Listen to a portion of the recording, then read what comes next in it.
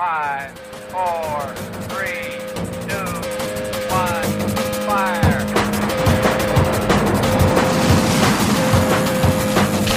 The only thing we have to fear is fear. Mile 18. This is Endurance Nation. Hello there, and welcome to another episode of the Endurance Nation podcast. I'm Coach Patrick, your host on these different episodes that cover interviews with our members and with industry leaders, as well as regular topics that are pertinent to endurance athlete success. This time around, it's getting close to the fall, and I wanted to let you know that our season is kicking off on November 1st. That's right. Endurance Nation works through seasons, and our winter training program kicks off in earnest on November 1st. If you head over to endurancenation.us, you'll be able to enter your email address to get all the details about what's coming up and learn why starting in November is super important and how we can work with you over the course of the winter using our patented out-season program and the subsequent training phases of the year to create the conditions and knowledge you need to be your better and faster self. And if you're ready to get started early, can't wait till November 1st, we have a durability program for you too. So once again, head over to endurancenation.us, enter that email, learn more about what we are doing here over the course of the year, why Endurance Nation is different, why training with a team is the way to go, and how we can help make you successful. Until then, I look forward to hearing from you online somewhere, and sit back here now and enjoy this episode. Endurance Nation.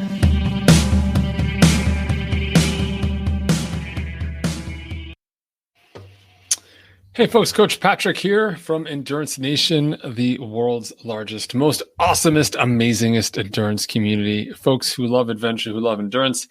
We are the power of what it means to work together, to collaborate. And my story today is a little bit about that. Just want to share a little anecdote, something that's happened to me, and give you a sense of how the powers of the universe, you can bend them to your will inside of a community like Endurance Nation, or perhaps a community you have locally or not.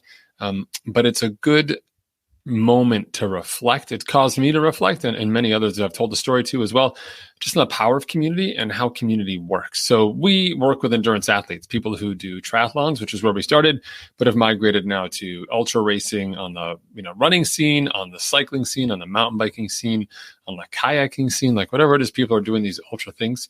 And our general principles of training, about return on investment, about learning and working together have continued to thrive despite the changes that our membership has made over time. So regardless of the sport that you're taking part in, there's opportunities for you to be sort of integrated with what we do here inside Endurance Nation. But as always, people show up for the training plans, but we tell them that the real power here is in the people, in the community. And that's what my story is a little bit about today. So I went for a bike ride a couple weeks ago, brand new gravel bike, super excited, Cannondale Super 6 Evo, just amazing, gorgeous. She's a beauty. And I ran into a little problem. I got a little carried away as a newbie gravel biker and managed to do, I'm going to share my screen for you right now. Here we go. And I managed to, as you can see, something's missing from my bike here in the video. And that's right. My seat has snapped off. There's like a lazy sort of layback seat on the Cannondale. And literally it's snapped off in that space. So if I toggle through these images, you'll see here I am like actually holding the seat. You can see where the carbon is separated from the top of the seat post here. I come out, just like mind boggling, like fell over, heard a noise. And I was like, dear sweet tiny baby Jesus, I hope that's not some part of my body. And it wasn't. But when I picked my bike up again, holding the handlebars and the saddle, I realized the saddle came off in my hand, still holding on to the top of the seat post. Well, I realized that wasn't going to work, right? And you can see this. I discovered along the way that carbon is crazy, crazy sharp. And so once I took a bunch of pictures of it here so people could see it, there's the sharp picture there, kind of get a sense of how it went. So the net being that, snap that seat post. So, of course, I get back from my ride. What I have to do, just so you're aware, what I have to do is I got to pick myself up again. I'm 35 miles into a 90-mile ride, gravel, middle of nowhere, similar to the image behind me here in these woods. I have to get myself back to my car. So I've got to pack everything up. Thankfully, I had a bike jersey and I wear a hip belt. So I had lots of storage and I was able to carry my stuff. So I had to ride home standing for about just over an hour, 75 minutes of standing intervals to get back, which is fine. Good session, right? Then I get back to my car and I brought some shoes to run. So I decided I was going to run 10 miles just to kind of burn some calories and feel like I'd done something positive in terms of a training perspective. But before I did that, I thought I'd hop online and just say, hey, like, why don't I just learn more about this? Because I was in a different part of the state. Maybe there's a bike shop nearby. I don't know where the Cannondale dealers are. What do I do? So I call around. I call a dealer down near where I was, and I also call a dealer from where I bought my bicycle. And both gave me the same answer, which was, I'm going to have to warranty that. I got to take it in. They want to do a whole assessment of the bike, A. And then B, I need to get a new part, and that's going to be about 8 weeks minimum to get because nobody has it in stock here in the States. So both were, I mean, the warranty is nice because I have a warranty. The bike's new. The downside is that for a warranty, they'd want to have my bike for 2 weeks anyway before I got it back, which is fine if the part's going to take 8 weeks. But come on, I know the supply chain's bad, but I got to wait 8 weeks for this bike part. So I went online and just put up a message in my WhatsApp group with a bunch of my friends, just being like, oh, can you believe this? Like, my 7th ride with this bike. Here's this thing that happened. So bummed. They're saying 8 weeks. Well, lo and behold, someone writes back and says, don't worry about it. We know a guy. We got a guy who knows a guy, whatever.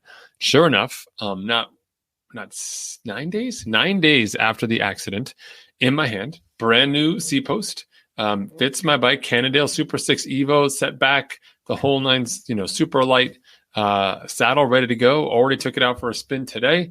Already rocks as well. And so how did I turn an 8-week turnaround time with this, sort of warranty need and everything into a 1-week timeline? Like, how's that even possible? And the answer, well, it's community. The answer is community. So let me tell you a little story about this because it's kind of funny. I ride Zwift. Those of you who follow me online know I ride Zwift almost every day, some capacity. Love my training, love my time on Zwift. And about 4 years ago when I was riding Zwift, so in the early days of Zwift, I was planning to go hold a cycling camp because we hold cycling camps in Mallorca. We've done it there 3 years now. And enjoy it going in April and so on. And while I was in the chat, someone had mentioned, I saw on the sidebar that they were going to Mallorca. And I just wrote back, I said, hey, I'm going to, I've never been. Like, how do you like it? And he said, I love it. I'm going there. These are the dates I'll be there. And I said, I can't believe it. I'm also going to be there, like, the last, 3 days of your whole time. We should connect. That's it, right? You just kind of leave that thing there and say, we should connect. Well, lo and behold, that guy finds me on Strava, sends me a message on Strava and says, hey, no, seriously, let's definitely connect. Let's do something. Yeah, he looked me up on Strava, I guess. We're compatible. I don't know, like we're, sort of similar riders. So sure, sounds great. We'll meet up. So I go meet this guy. I'm 6'2", about 180 pounds when I'm in shape, etc. I go meet this gentleman from the UK. We meet in Spain on a Zwift date because I never met this person before. The exact thing I would tell my children never, ever, ever to do. And we meet up at the hotel to go for a ride. And this gentleman is like 6'5", but probably leaner than I am, a monster on the bike, just super strong. And our first ride together was appropriately like 80 miles. And the only thing we eat is like one espresso. I nearly died, passed out from lack of calories, but proceeded to have an epic week together. And the time that we had really hit it off. And subsequent to that, have stayed in touch online, virtual Everesting twice together, and so on. So when I messaged the group, this gentleman reached back out to me and said, hey, we know somebody. I'm like, how do we know somebody? You live in the UK, I live in the States. I don't know anybody. And he said, no, do you remember our friend? He virtual Everested with us 2 years ago. He turns out that he's a Cannondale rep somewhere. He works, he's got like all these parts in his garage. He works, he's always helping, managing with dealers and so on. I'll tell him to have a poke about, see what's going on inside there, see if there's something. And it adds him to the group chat. So I just tell him, I send a picture. I say, this is what happened. This is what I'm missing, etc. He's like, well, you definitely need to get your bike checked out for sure, for safety. And you have the warranty, and, Cannondale stands by all the stuff that they do. In the meantime, I'll have a look around. And sure enough, like that night, he said, I think I've got you taken care of. And less than 7 days after that night, there you go. I got the part in my hand, gone through customs, and I'm outside riding my bike. And the reason why I say that is because when we are endurance athletes and we train, typically the way that we think about endurance training is this completely solo endeavor. We narrow down our focus and we say, like, this is what I'm trying to achieve. I need to, get rid of distractions and do the thing I want to do. Is a very sort of like tough effort. And we mirror our training experience with what we're going to have on race day, which is ultimately a very long, day-long, multi-day-long conversation with ourselves, seeking resilience and strength. That couldn't be further from the best way to do it. Being part of a community means you get to walk that daily path of getting better, about becoming stronger, getting your questions answers, getting support, getting mojo, getting kudos, all the good stuff that a community brings to you, so that you're even better prepared for race day when you are alone. So by setting that default training setting to alone, well, you might never have ever reached out to that person in the chat. You would have just said, right? or you may never have actually connected with them, followed up there, right? You may not have stayed in touch online, right? Because why would you? You're never going to see this person again. And then you may not have virtual everested with them and then had this benefit. All of that is from the power of community. I personally have been super fortunate, not something from a business decision, but from just having a default on community setting. Sure, every once in a while I've been burned, but I've learned that the positive upside of interacting with others, putting your best foot forward, adding positivity and paying it forward across the universe, whether it's in person or digitally online, whether it's with friends and family or with endurance athletes like yourself, the benefits always outweigh the negatives 100% every single time.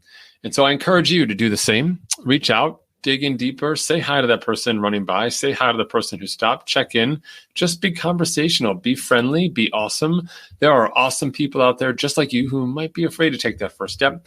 But the long-term benefits of doing that, in this case, helped me win with this bike seat, but long-term have just made me a just more positive and happy athlete. I love my training. I love the people I train with. Couldn't imagine doing it otherwise. And I certainly wish that journey for you.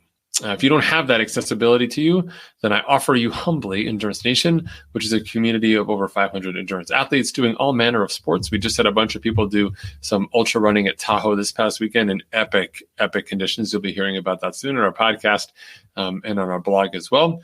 But you'll also meet athletes who are just getting started, athletes who are getting back into shape, athletes who are recovering from COVID.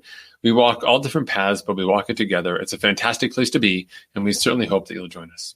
So that's it. Coach Patrick with a super happy, positive story about how you can meet totally strangers on Zwift who will eventually one day save you from disaster.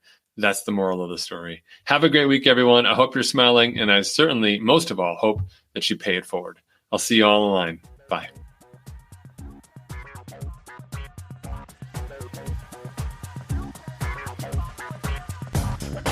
For more information about Endurance Nation, visit us online at endurancenation.us. The provided music is from the Podshow Podsafe Music Network. Check it out at music.podshow.com.